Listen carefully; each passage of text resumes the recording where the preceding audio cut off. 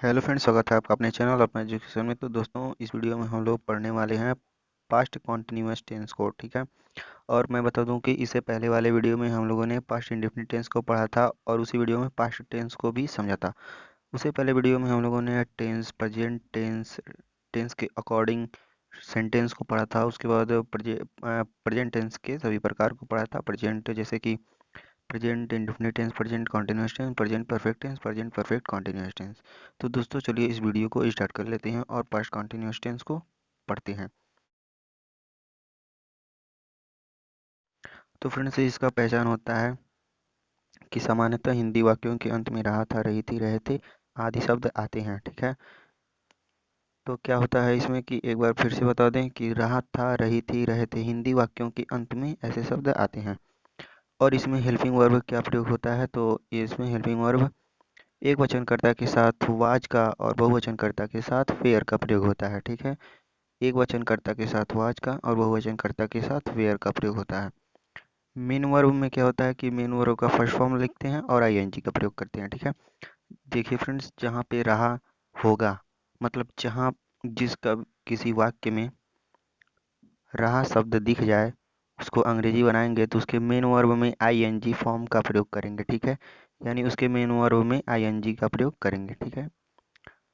तो फ्रेंड्स, आगे बढ़ते हैं।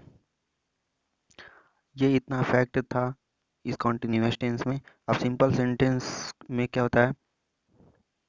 सिंपल सेंटेंस में क्या होता है इसको देखते हैं। तो सिंपल सेंटेंस में बनाने के लिए फार्मूला है।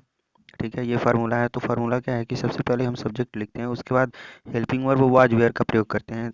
उसके बाद क्या करते हैं कि मेन वर्ब का फर्स्ट फॉर्म लिखते हैं और आईएनजी जोड़ देते हैं। उसके बाद ऑब्जेक्ट के बाद बाकी सब लिखते हैं। ठीक है।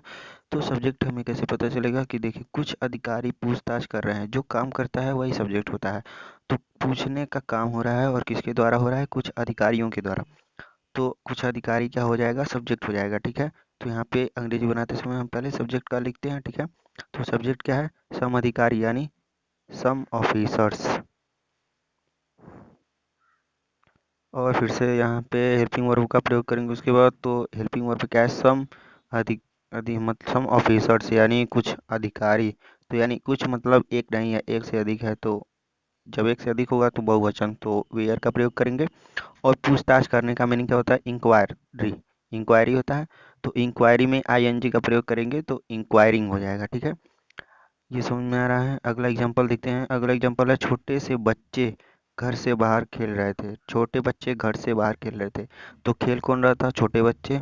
तो सब्जेक्ट क्या हो जाएगा? छोटे बच्चे। तो सब्जेक्ट पहले लिखते हैं तो लिटिल चिल्ड्रन।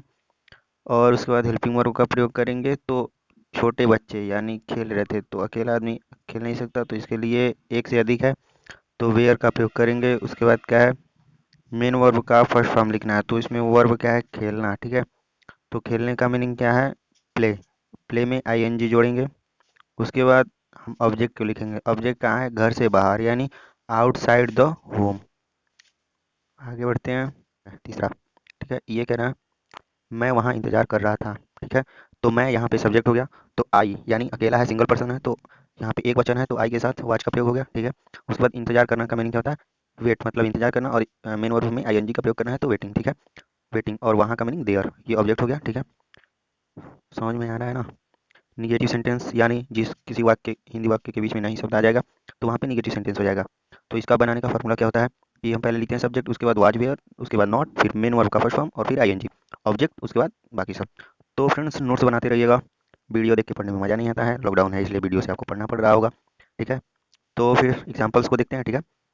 एग्जाम्पल्स है पहला कि वे आज्ञा का पालन नहीं कर रहे थे। ठीक है। दे वर नॉट ओबेइंग। पालन करना का मीनिंग क्या होता है? आज्ञा का पालन करना। ऑब्लिज होता है ना, ऑब्लिज, ओब्लाइज्ड। ठीक है। तो उसका उसमें आईएनजी जोड़ देंगे तो दे वर नॉट ओब्लाइंग। ठीक है। वे सब्जेक्ट है। उसके बाद वाज वेयर का प्रयोग करेंगे, फिर से नॉट का, फिर से ऑब्जेक्ट का। ठीक है। दूसरा क्या है कि मेरे फादर, ओ सॉरी, मेरे पिताजी, मेरे पिताजी मुझे पैसा नहीं दे रहे थे। तो my father was not gain. ठीक है। यहाँ पे लिख लेते हैं my father was not, G I भी I N G giving money, M O N E Y. तो यहाँ पे my father was not giving me money. ठीक है। Me money, my father was not giving me money, मेरे पिताजी मुझे पैसा नहीं दे रहे थे। ठीक है, तो समझ में आ रहा है तो समझते रहिए, आगे बढ़ते हैं। आगे क्या कह रहा है कि तीसरा एग्जाम्पल में कह रहा है हम जाना नहीं चाह रहे थे, we were not wishing to go. ठीक है, विश माने चाहना, ठीक है, विश यानी चाहते थे, विश काश ये हो जाता, हम चाहते थे, तो ठीक है विश, इसलिए यहाँ पे विश का प्रयोग किया गया है। तो we were not wishing to go, हम जाना नहीं चाहते थे। तो समझ में आ रहा है तो वीडियो लाइक भी कर दीजिएगा। आगे बढ़ते हैं ना। आगे हमें अब क्या पढ़ना है, इंट्रोगेटिव सेंटेंस। इंट्रोगेटिव सेंटेंस क्या होता है कि जिसमें कब क्यों कैसे क्वेश्चन वर्ड का प्रयोग किया जाता है उस वाक्य में, तो वह वाक्य क्वेश्चन पूछने वाली वाक्य हो जाती है, तो उसे क्या कहते हैं, इंट्रोगेटिव सेंटेंस कहते हैं। ठीक है, तो इस वाले रूल को जब लगाएंगे कि क्वेश्चन वर्ड हिंदी वाक्य में पहले हो, और इसका उपयोग जब करेंगे कि जब क्वेश्चन वर्ड क्या हो, बीच में हो, ठीक है, प्रश्नवाचक शब्द जो हो वाक्य के बीच में हो, तब बी वाले रूल को फॉलो करेंगे, और जब क्वेश्चन वर्ड पहले हो तब ए वाले रूल को फॉलो करेंगे। तो यहाँ पे क्या है कि जब क्वेश्चन वर्ड पहले हो तो हमें वाज वेयर यानी हेल्पिंग वर्ब का प्रयोग पहले करना है, उसके बाद सब्जेक्ट करना है, उसके बाद मेन वर्ब का फर्स्ट फॉर्म और आईएनजी, फिर से ऑब्जेक्ट, फिर से उसके बाद इट बाकी सब। ठीक है, और बी वाले रूल में क्या है कि क्वेश्चन वर्ड बीच में हो तब, तो पहले लिखेंगे क्वेश्चन वर्ड जो बीच में होगा, और फिर से वाज वेयर हेल्पिंग वर्ब का प्रयोग करेंगे, फिर सब्जेक्ट, फिर मेन वर्ब का फर्स्ट फॉर्म, आईएनजी, फिर से ऑब्जेक्ट। तो रूल देख चुके हैं, अब एग्जाम्पल्स को देखते हैं कि कैसे होगा। ठीक है, तो एग्जाम्पल्स क्या है कि क्या तुम बरसात का आनंद ले रहे थे, यानी इसमें देखिए पहले वाले रूल को लगाएंगे क्योंकि यहाँ पे क्वेश्चन वर्ड क्या है, पहले आया है, तो यहाँ पे कौन सा लगेगा, सब्जेक्ट के अनुसार हमें हेल्पिंग वर्ब को लगाना होता है। तो प्लूरल नंबर यानी बहुवचन के साथ किसका प्रयोग करते हैं, वेयर का। तो इसमें सब्जेक्ट कौन है, तुम है। कैसे तुम है कि किसकी बात हो रही है यहाँ पे, तुम यानी क्या तुम बरसात का आनंद ले रहे थे, किससे पूछा जा रहा है, तो यानी काम करने के बारे में, किससे, कौन काम करेगा, यानी आनंद कौन लेगा। ठीक है, जो क्रिया हो रही है यहाँ पे कि आनंद लेना, वह किसके लिए हो रहा है, तो तुम के लिए। ठीक है, तो तुम यहाँ पे हो जाएगा सब्जेक्ट, तो इसके लिए हम क्या लगाएंगे, वेयर का प्रयोग करेंगे। ठीक है, तो वेयर, उसके बाद सब्जेक्ट लगाएंगे यू, फिर से आनंद लेना का इंजॉय, तो इसमें आईएनजी जोड़ देंगे, इंजॉइंग, और फिर से द रैन किसका, बरसात का। ठीक है, समझ में आ रहा है तो आगे बढ़ते हैं। आगे क्या कह रहा है कि तुम्हारी माता जी कंडे कहाँ ले जा रही थी। ठीक है, तो यहाँ पे क्या हुआ है कि बीच में आया है तो इसकी अंग्रेजी पहले लिखेंगे, तो where was your mother, bring मने ले जाना। ठीक है, तो ब्रिंगिंग द डंग क्रिक्स, ठीक है, कंडा जिसको बोलते हैं, डंग किक्स। ठीक है, तो समझ में आ रहा है तो फिर से एक बार पढ़ते हैं, तुम्हारी माताजी कंडे कहाँ ले जा रही थी, where was your mother bring the dung cakes. ठीक है, कंडे है ना, यानी बहुवचन है, तो इसलिए यहाँ पे ऐसा लगा है। ठीक है, आगे बढ़ते हैं। आगे हम एग्जाम्पल्स देखेंगे, पहले लास्ट वाला इसका तीसरा। ठीक है, तो यहाँ पे वह नदी में क्यों तैर रहा था, why was he swimming in the river. समझ में आ रहा होगा कि क्यों। देखिए बीच में है क्वेश्चन वर्ड, तो इसके लिए हमने इसका अंग्रेजी को पहले लिखा है, उसके बाद हेल्पिंग वर्ब का प्रयोग किया है, फिर से सब्जेक्ट लिखा है, फिर से वर्ब, मेन वर्ब लिखा है, उसमें आईएनजी जोड़ा है, फिर से ऑब्जेक्ट को लिख दिया है। ठीक है, यहाँ पे अब बात हो गई इंट्रोगेटिव नेगेटिव सेंटेंस की। तो इंट्रोगेटिव नेगेटिव सेंटेंस में क्या होता है कि जिसमें प्रश्नवाचक शब्द भी होगा और नेगेटिव यानी नहीं भी होगा, दोनों होगा उसमें। तो क्या होगा, वो इंट्रोगेटिव नेगेटिव सेंटेंस होगा, यानी प्रश्नवाचक नकारात्मक वाक्य। तो उसमें भी वही है कि जब क्वेश्चन वर्ड क्या होगा, पहले होगा तो हम पहले रूल को फॉलो करेंगे, और क्वेश्चन वर्ड बीच में होगा तो बी वाले रूल को फॉलो करेंगे। ठीक है, तो ये रूल होता है इसका। और फिर से हम आगे बढ़ते हैं, इसके एग्जांपल्स को देखते हैं, यानी हाँ इसके एग्जांपल्स को ही देखते हैं। तो इसका एग्जांपल दे रहा है, पहला एग्जांपल कि घड़ी में 4 क्यों नहीं बज रहे थे।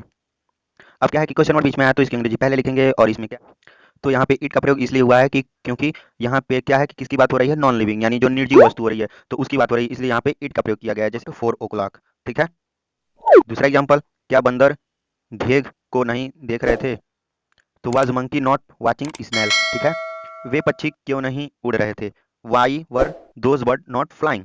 समझ में आ रहा होगा, रूल के हिसाब से पूरा बना है। ठीक है, एक वाला मैं समझा देता हूँ, ये लास्ट वाला। ठीक है, वे पक्षी क्यों नहीं उड़ रहे थे, तो अब क्यों बीच में आया तो इसकी अंग्रेजी पहले लिखेंगे, फिर से सब्जेक्ट के अनुसार हमें हेल्पिंग वर्ब लगाना है, तो सब्जेक्ट क्या है, वे, तो हम वर्क का प्रयोग करेंगे, फिर से दोस्त का प्रयोग करेंगे, वे पक्षी, वे के लिए दोस्त, और फिर से बर्ड, ये सब्जेक्ट हो जाएगा, वे पक्षी। ठीक है, और उसके बाद हम नॉट का प्रयोग करेंगे, फिर से मेन वर्ब का फर्स्ट फॉर्म, और उसमें आईएनजी लगा देंगे। तो दोस्तों वीडियो अच्छा लगा होगा तो आप प्लीज़ लाइक करिएगा, और इसी तरह के आगे इसको पढ़ने के लिए चैनल को सब्सक्राइब करिएगा। अब हम क्या पढ़ेंगे इसके बाद वाले वीडियो में, हम लोग पास्ट परफेक्ट टेंस को पढ़ेंगे। ठीक है, तो पास्ट परफेक्ट टेंस को पढ़ने के लिए चैनल को सब्सक्राइब कर दीजिए, जो कि फ्री है, और लाइक कर दीजिए, और वीडियो को शेयर भी कर दीजिएगा अपने दोस्तों को फेसबुक व्हाट्सएप पे। मिलते हैं अगले वीडियो में, तब तक के लिए जय हिंद, जय Bharat, take care, bye bye.